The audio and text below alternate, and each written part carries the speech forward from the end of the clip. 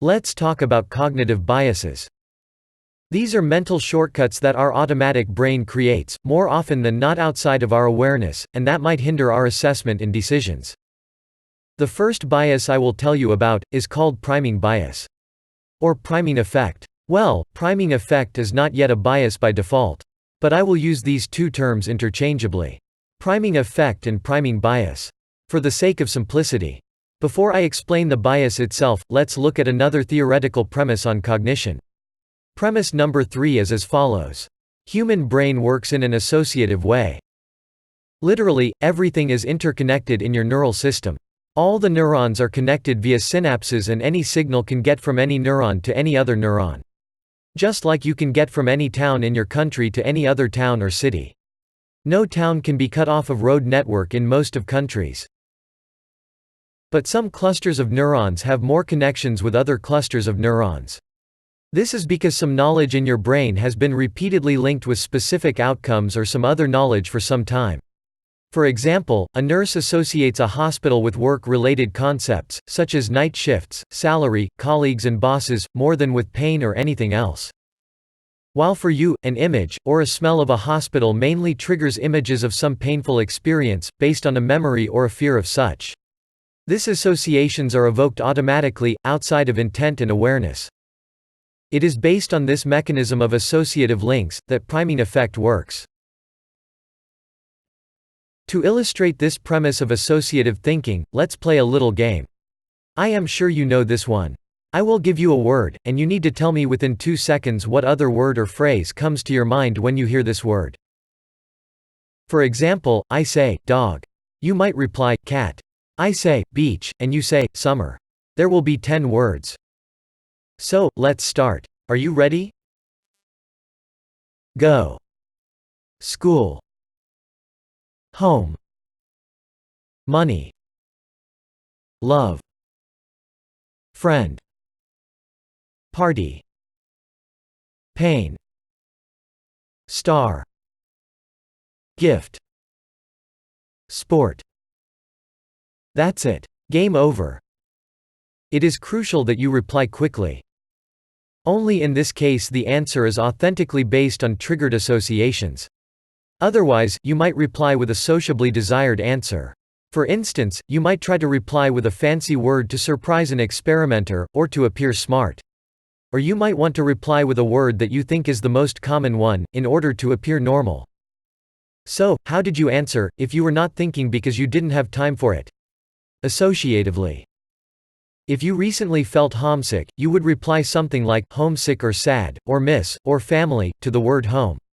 If you happen to have a special friend, and especially if you were in touch with, or thought of this friend recently, it is very likely that to the word, friend, you replied with the name of this person. If you practice a specific sport, or if you are a big fan of some specific sport, then when I said, sport, it is very likely that you replied with the name of the sport that you practice, such as football, or tennis. If you are neither a practitioner, nor a big fan, it is likely that you replied with something more general, for example, words like competition, match, game, and so on. So, when replying quickly, your brain, largely in an automatic mode, retrieved an association which was the most strongly connected with the trigger word. Now, imagine something. Imagine that when the words were appearing on the screen one by one, there were also images appearing next to them in the same time. Like this. How would that affect your answers? Would your answers be authentically yours, based on your personal associations? Or would your answers be influenced? Hard to argue that they would be influenced. This is because our minds are not immune to the priming effect. Our associative links are constantly activated and reactivated by what we perceive around us, by other people, by mass media, and so on. This is what priming is about. The definition of priming effect, as it appears on Wikipedia, is the following. Priming is a technique whereby exposure to one stimulus influences a response to a subsequent stimulus, without conscious guidance or intention. I just want to make a brief remark on this definition.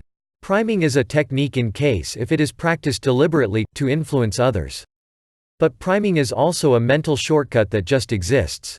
We are constantly primed by not only other people, but by experiences and the environment that surround us at a specific moment.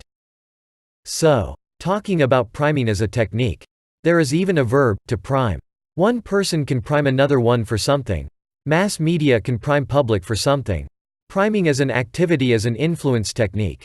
It involves activating certain associative links in the mind, or literally, in the brain of people, in order to incline these people towards one or another opinion, or decision, etc. To help you understand how priming works, let me give you an example of how priming works in practice. As a latent persuasive technique. A psychologist, Robert Cialdini, a well-known guru of persuasion, developed a concept of persuasion that mainly builds on the concept of priming effect. He gives an interesting example of manipulative priming. A job candidate came to an interview. The interviewer asked the interviewee if he had any questions to ask before the interview started. And the interviewee asked a question that primed the interviewer in a positive way. A question that increased the chances of a good offer significantly, but in an unconscious way. What was the question that the interviewee asked? Think about it for a moment.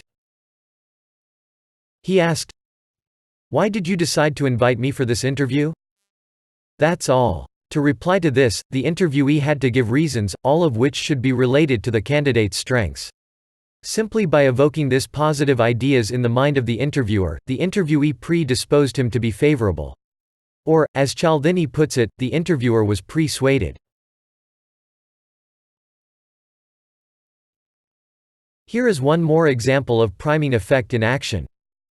There was a famous experiment, when people were asked to make a decision whether to purchase or not a couch online, on a fictional website. One of the websites had a background image that depicted fluffy clouds. Another website had a background image that depicted coins. The results of the experiment showed that people on the first website, the one with clouds, on average, were more likely to purchase a couch. Moreover, they were more likely to purchase expensive ones. On the other hand, people on the other website, the one with coins, were slightly less likely to purchase a couch, and much less likely to purchase an expensive one. Sounds too simple, but it's true. An image with clouds primed people to think about lightness and softness, and thereby inclined them to purchase soft and expensive couches. An image of coins primed people to think about money, maybe their personal budgets or incomes, and thereby inclined people to rather not buy a couch at all, or to buy a cheaper one. The expression primed to think is not correct, of course. Because priming works on unconscious level, it is an automatic process, outside of awareness. I believe that you should have rather good understanding of priming effect by now. To test your understanding, and to internalize this knowledge even more, I recommend that you take a quiz that goes right after this video.